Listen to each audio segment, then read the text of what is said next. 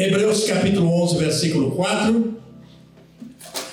A Bíblia vai falar sobre a oferta de Abel, também reverenciada lá no Velho Testamento. Gênesis capítulo 4 está registrado a oferta de Abel. Aliás, foi a primeira oferta mencionada para a Bíblia. E é claro que houve outras ofertas antes desta, porque a Bíblia vai dizer que Deus, ele cozeu primeiro folhas e vestiu Abraão, e vestiu Adão e Eva, e também vestiu com peles. Então certamente aquele animal foi sacrificado. Porém, a primeira oferta mencionada na Bíblia é essa oferta de Abel, e também a oferta de Caim. Em Hebreus capítulo 11, versículo 4, está repetindo, está mencionando esta oferta que Caim e que Abel ofereceu. E o escritor dos Hebreus, na galeria que colocou Abel na galeria dos heróis da fé, aqui cita a sua oferta, dizendo: pela fé Abel ofereceu melhor sacrifício do que Caim. Esta eu gostaria que você recitasse comigo. Diga comigo assim: pela fé Abel ofereceu melhor sacrifício do que Caim. Aleluia. Quando nós oferecemos a Deus, nós temos que oferecer a Deus aquilo que é melhor. Aquilo que é melhor. Não podemos oferecer a Deus simplesmente o que está sobrando. Não. Oferta é sacrifício. Oferta é sacrifício. Hoje, nós não podemos mais oferecer sacrifício de animais, porque o sacrifício de animais cessou em Cristo. O escritor dos Hebreus, ele vai dizer, Hebreus capítulo 10, verso 5, Hebreus capítulo 9, verso 14, Hebreus capítulo 9, versículo 25, Hebreus capítulo 9, versículo 28, vai falar do mais perfeito sacrifício que foi apresentado. Salmo 40, lá um versículo, vocês vão ler assim: sacrifício e oferta não quisesse. Um dia, prevendo que um dia aquele sacrifício do Velho Testamento havia um dia de terminar, porque Jesus ofereceria a si mesmo na cruz por mim e por você. O maior e mais perfeito sacrifício seria oferecido quando Jesus ofereceu a si mesmo pelo meu pecado, pelos nossos pecados. Aleluia. O que mais nós podemos oferecer a Deus? Quando a Bíblia vai dizer, Jesus falando sobre os mandamentos da lei, ele disse assim: amarás o Senhor teu Deus de todo o teu coração. E essa palavra, este verbo todo, ele é muito importante quando se trata de dízimo e oferta. Porque Gênesis capítulo 14, versículo 20, lá vai dizer que Abraão deu o dízimo de tudo. Preste atenção nesse verbo. Abraão deu o dízimo de tudo. Gênesis capítulo 28, versículo de número 22. Um neto de Abraão chamado Jacó, que hoje é Israel, disse assim para Deus: se o Senhor me abençoar, se eu voltar em paz para a casa dos meus pais, para as minhas terras, esta pedra que eu dormi, que eu recortei a cabeça sobre ela, será coluna. E ali ele edificou aquele altar e disse assim: e de tudo quanto me der, eu pagarei o dízimo. Então Abraão, o avô, pagou o dízimo de tudo. Jacó, o neto, pagou o dízimo de tudo. Então, por que eu estou dizendo isso? Porque há pessoas às vezes que são seduzidas a administrar o seu dízimo. Tem pessoas que são tentados para mexer naquilo que não é seu, que é de Deus.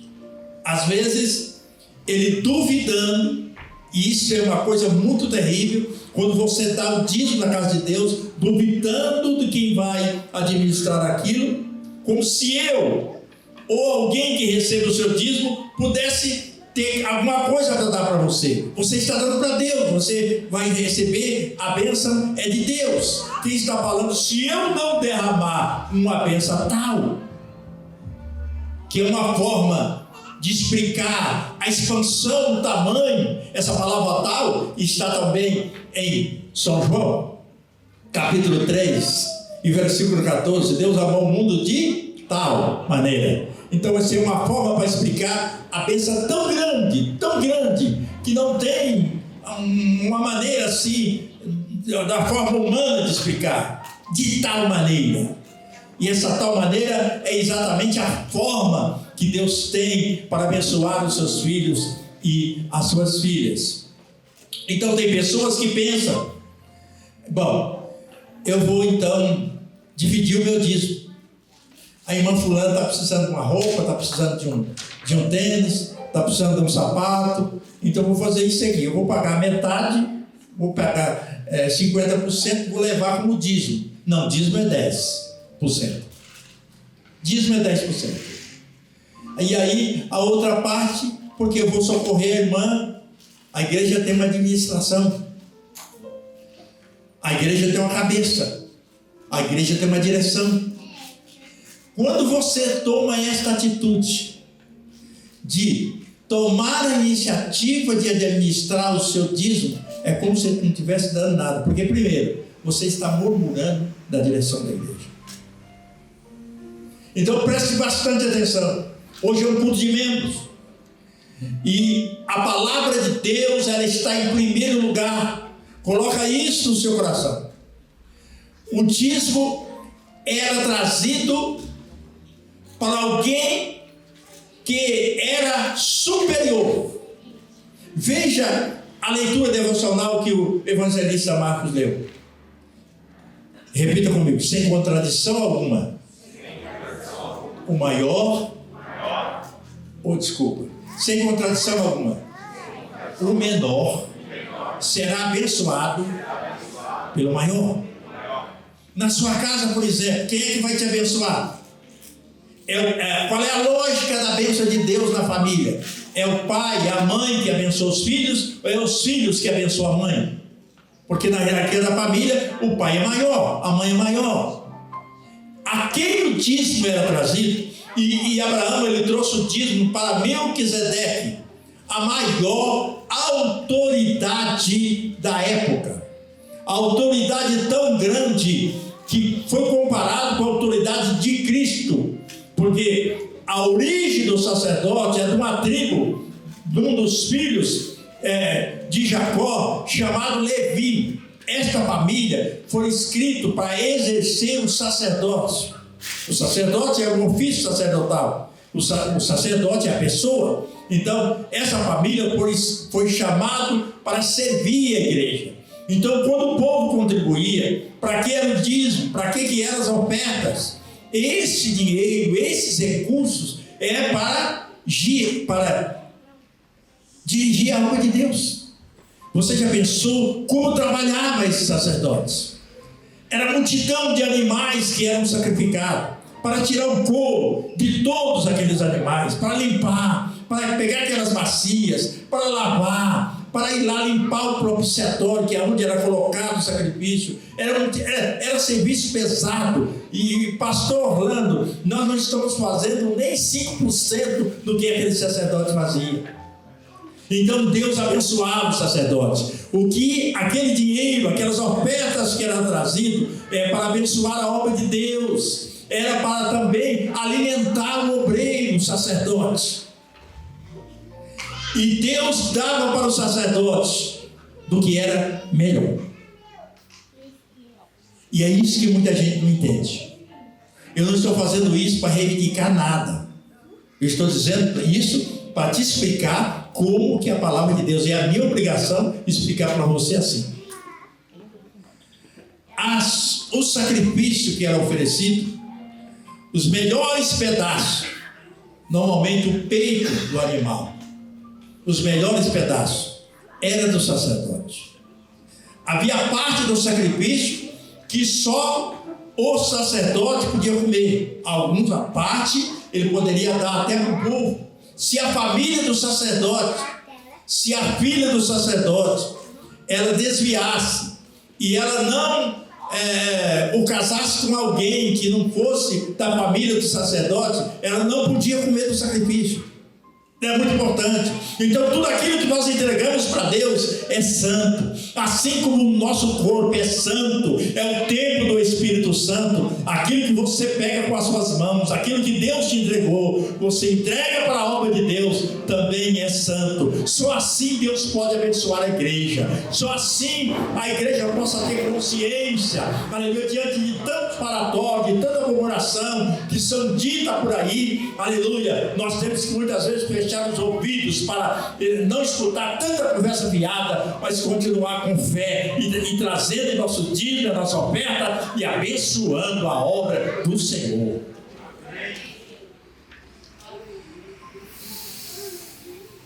Malaquias capítulo 3, versículo 8 a 10, lá vai dizer: porventura roubará o homem a Deus?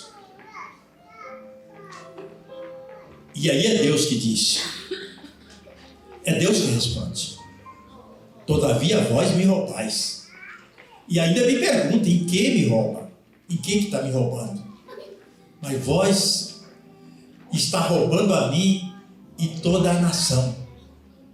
Porque o dízimo, quando o dízimo não é abençoado, o povo também não é. Como é que essa igreja vai crescer? Como é que nós vamos abrir mais templos? Como é que nós vamos ter a nossa casa própria? Como é que essa igreja vai ficar mais aconchegante, mais interessante? O ambiente vai ficar melhor, mais limpa?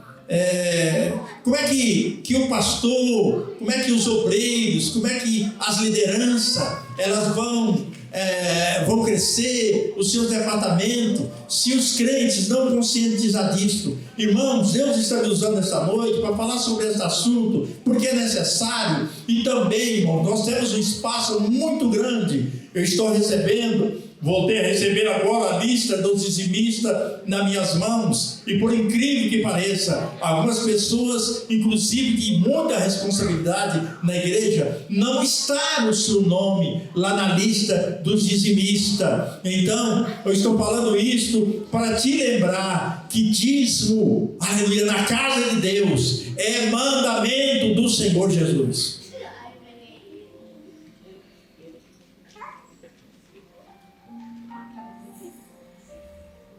A minha ideia de administração sacerdotal aqui nunca foi de ter uma cantina. Deus abençoe as irmãs que trabalham na cantina. Tem sido uma bênção ter ajudado a obra de Deus. Nunca foi de fazer Belém na roça ou qualquer outro tipo de trabalho para ajudar. Nós estamos fazendo isso porque muitos têm deixado de comparecer com seus compromissos na obra de Deus.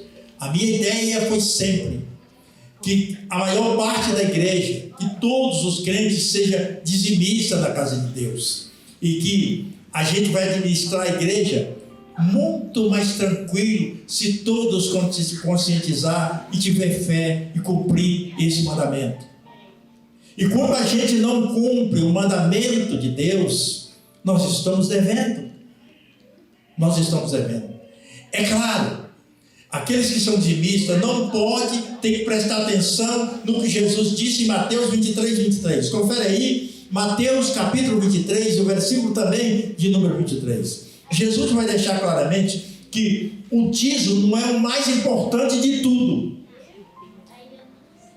E isto é muito importante aqui, eu falar isto, que o dízimo não é mais importante. É claro que amar é mais importante que dizimar. É claro. É claro que nós exercitar a nossa fé é mais importante do que dizimar. Então, há outros mandamentos. É claro que nós amamos o nosso próximo, nós amamos a Deus, é mais importante do que dizimar. Mas Jesus está dizendo lá para os escribas e para os fariseus. Quem eram os escribas? Aqueles que estavam responsáveis pelas cópias das escrituras. Eram pessoas intelectuais. Apesar de não cumprir da desobediência deles em outros mandamentos, eles reconheciam com todos os seus estudos que o dízimo era uma obrigação deles. E eles eram rigorosamente, também pagavam o dízimo de tudo, até da horta e do cominho.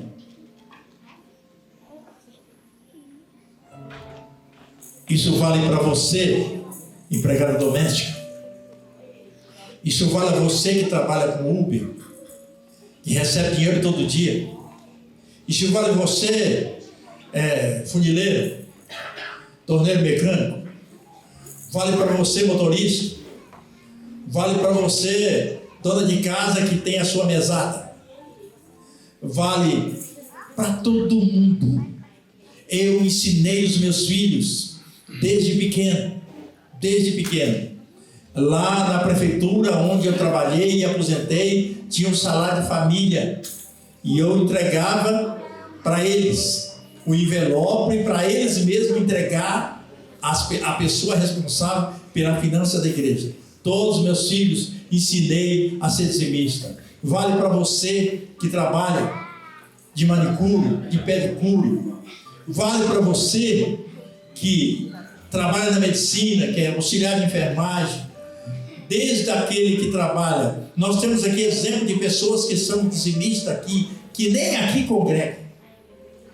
Enquanto algumas pessoas que não congregam aqui. Cortei cabelo em um barbeiro no bairro, que durante muitos anos, ele nem na igreja está. Durante muitos anos, ele pagou o dízimo aqui e nos ajudou aqui na obra de Deus. Então, isso mostra que nós temos uma responsabilidade para gerir os recursos dos irmãos. E nós queremos que essa fé e esse zelo que nós temos pela obra de Deus seja honrado por vocês. Porque o dia que nós tivermos aqui um número de dizimistas, que vocês conscientizar que o dízimo não é seu, que 10% não é seu, que é da obra de Deus, vocês vão ver como é que esta igreja vai crescer. Você não sobe aqui para pregar. Você às vezes não sobe aqui para cantar. Você não tem um talento como o talento deste menino, o Jonas, nem do Eduardo. Você não tem o talento do William para cantar tão divinamente. Você não prega. Você não ensina tão maravilhosamente como o pastor João. Você não canta como o pastor Alex e prega como ele. Você, às vezes, quando vai subir aqui para falar qualquer coisa, suas pernas tremem. Mas para pagar o dízimo não treme, não. Não vai tremer as suas pernas. É só você abrir o seu coração e oferece para Deus. Mateus capítulo 5 e versículo 23. Jesus tratou sobre isso. Aleluia. Não é só em Hebreus, não é só em Hebreus que está dizendo de dízimo, não, de oferta. Jesus falou, já citei Mateus 23, e também Jesus citou Mateus capítulo 5 e o versículo de número 23, ele citou também. E o assunto lá é muito importante, já citei aqui várias vezes essa passagem bíblica, quando Jesus disse: olha, se você tiver alguma encrenca, se você tiver, saber que algum irmão tem alguma coisa contra você, que você precisa perdoar ele, diga comigo, a minha oferta e o meu dízimo precisa ser oferecido. Aí Jesus disse: se você souber que o seu irmão tem alguma coisa contra você, vai lá no altar, deixa a sua oferta. Jesus não disse reconcilia primeiro, depois você dá o dízimo. Não, deixa lá o dízimo, né? Se você está com uma vida atrapalhada e você está pagando o dízimo, eu vou gerir da mesma forma, mas a sua vida precisa ser consertada. Porque aí é questão de salvação, de caráter de Deus que não está formatado em você. Mas, de qualquer forma, a sua oferta, se ela foi entregue para alguém que tem responsabilidade, vai ser muito importante. Porque você pode não ser salvo, mas a oferta que você deu, o dízimo que você deu, vai ser importante, vai ajudar a pagar o aluguel da mesma forma. Agora, se você vai ser abençoado, aí é outra coisa. Para você ser abençoado, você tem que oferecer a sua oferta. A sua oferta tem que ser como uma oferta de Abel.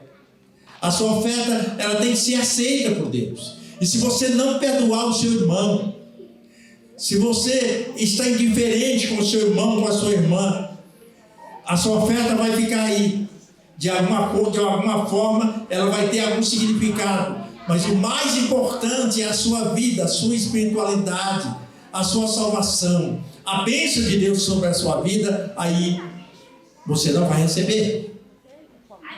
Então Jesus falou: deixa lá a sua oferta, volta lá, reconcilie com seu irmão, e depois você volta e oferece a sua oferta. Isso é muito importante. Por que é importante? Porque a gente fica observando, e eu já servi muitos anos como diácono, e eu tinha o hábito de, quando aquela salva, normalmente a cor dela era azul, ou era bordô, ou vermelha, e eu estendia aquela salva para cada pessoa no culto para ofertar a Deus. E naquela época não tinha Pix, não tinha nada disso, e era mais em espécie mesmo. Era em espécie. Então, eu sempre falava algo para alguém que colocava a oferta. Por exemplo, a pessoa colocava lá, né, e ficava observando a indiferença de alguns diáconos, que às vezes, quando eu estendia aquela salva, a igreja lotada, só faltava colocar a salva no nariz das pessoas. Eu não, eu fazia assim: Deus te abençoe. Deus te abençoe. Um por um. Deus te abençoe. Deus te abençoe.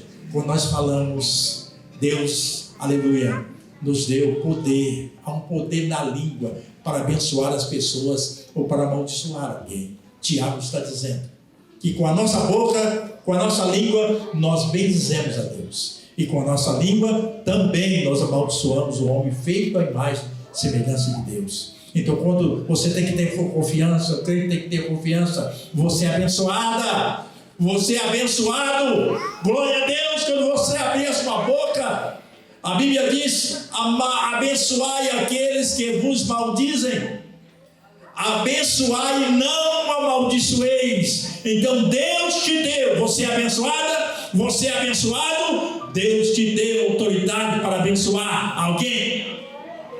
Aleluia. Mas quando essa autoridade é dada a alguém que é superior a você, e a igreja precisa ter confiança nisso. Sabe o que eu fazia quando eu dizimava? Eu ia lá na sala onde o tesoureiro da igreja, departamento financeiro da igreja estava.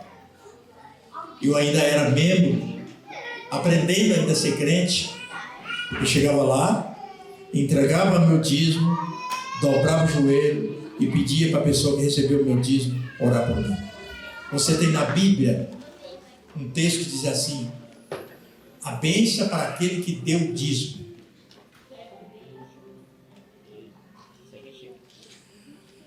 Mas quando você recebe a bênção do sacerdote, é diferente, porque Deus o chamou e colocou ele para abençoar você. Capítulo 6 do livro de Levítico, ou melhor, livro de Números, capítulo 6, a partir do verso 18, 19 ao 25, vai dizer assim: o Senhor te abençoe e te guarde. O Senhor faz resplandecer o seu rosto sobre ti. Era a bênção do sacerdote. O Senhor sobre ti derrama sobre ti a sua bênção e te dê a paz. Assim, e Deus dizendo: assim porá o meu nome sobre os filhos de Israel, e eu o abençoarei. Deus me chamou, como os demais pastores, para abençoar você no nome de Jesus. Por isso, mais uma vez eu quero mostrar para vocês. Isso aqui foi orado. Isso aqui é azeite. Isso aqui é azeite consagrado. Sabe que nosso irmão Tiago vai dizer lá? Está alguém doente? Chama os presbíteros da igreja. Ungindo com azeite. Está aqui, ó. A oração da fé salvará o doente, e o Senhor o levantará.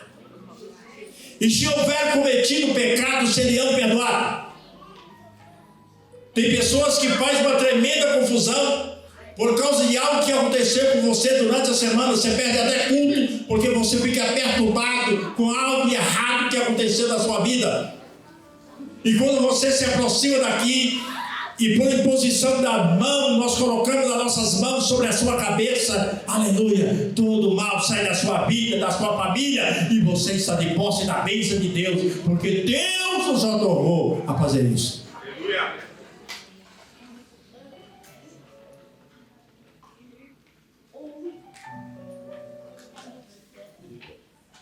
O que mais poderemos dizer? Capítulo de número 8, especialmente o verso de número 3,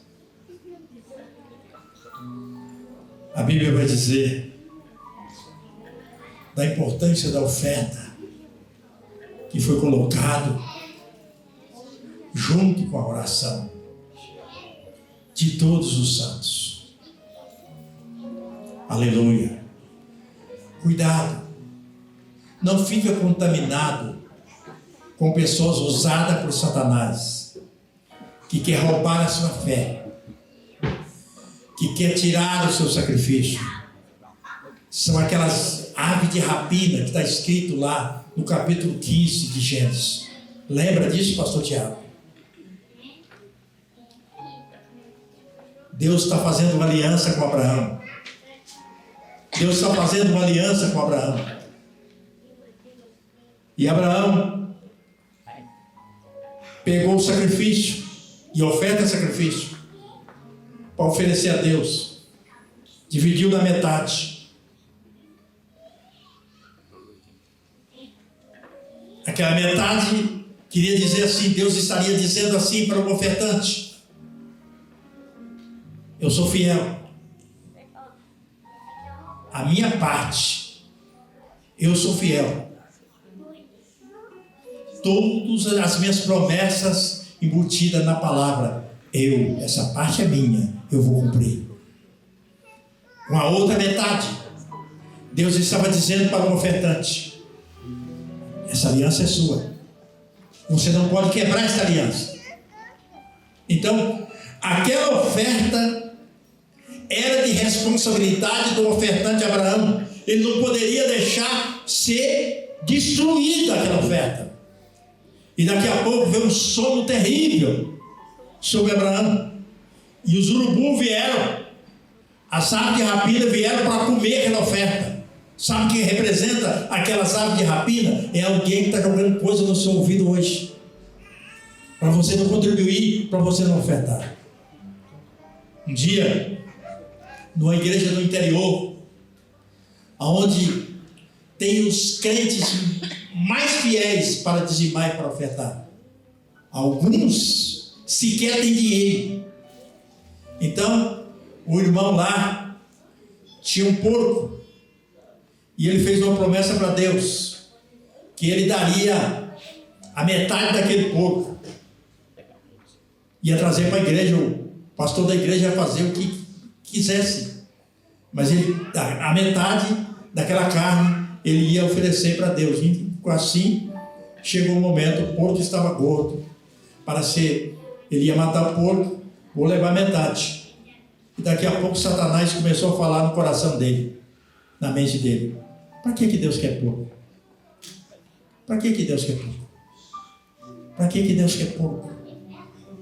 Ele disse, de repente, ele disse, quer saber de uma coisa, Satanás? Se você começar a continuar falando no meu ouvido, eu não vou dar só a metade do porco, eu vou dar o porco inteiro. Pronto. Satanás não falou mais no ouvido dele. Então, tudo aquilo que estão jogando, nós não temos responsabilidade nenhuma com as pessoas que não são recursos, que estão escandalizando o nome de Jesus, e as igrejas são portas são abertas só para falar de dinheiro. Não. Todos aqui, nós estamos aqui há 15 anos, já vamos para 16 anos aqui neste lugar. E podemos juntos levantar a nossa voz aqui e dizer todos juntos, muitas pessoas, uma multidão de pessoas, maior, já não estão aqui mais, alguns já faleceu, outros mudaram para outro lugar, outros mudaram de igreja, outros prometeram até aliança aqui, quebrou a aliança, foi embora. Mas nós podemos, todos nós aqui que estamos aqui, Deus está falando, é comigo, é com vocês. Diga todos comigo, até aqui, mais forte, até aqui, nos ajudou o Senhor. Aplauda o nome de Jesus.